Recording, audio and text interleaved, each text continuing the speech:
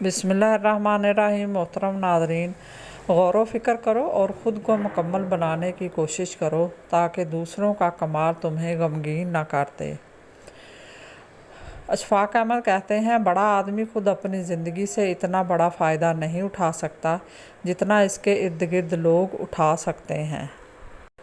حکیم لقمان کہتے ہیں، جو شخص کسی عورت سے اس کی خوبصورتی کے لیے شادی کرتا ہے وہ بے وقوف ہے۔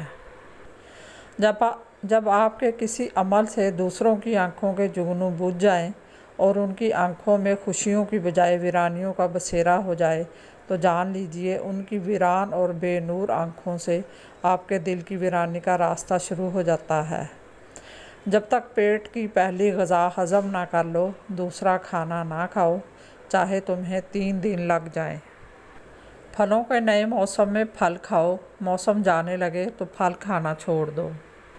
خواہش کے سانپ کو ابتدا ہی میں مار دینا چاہیے، اگر دیر کرو گے تو یہ بڑھتے بڑھتے اژدہا بن کر تمہارے قابو سے باہر ہو جائے گا۔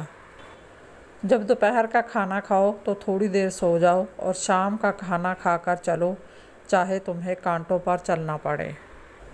حکیم لقمان کہتے ہیں، نہاتے وقت اگر کان میں پانی چلا جائے تو کان میں سرسوں کا تیل ڈال کر الٹے پاؤں چلنا شروع کر دیں، پانی فوراً نکل جائے گا۔ مزید اسی طرح کی اچھی اور معلوماتی ویڈیو دیکھنے کے لیے میرے چینل کو سبسکرائب کریں، اور اگر آپ کو ویڈیو اچھی لگے تو پلیز لائک ضرور کر دیا کریں۔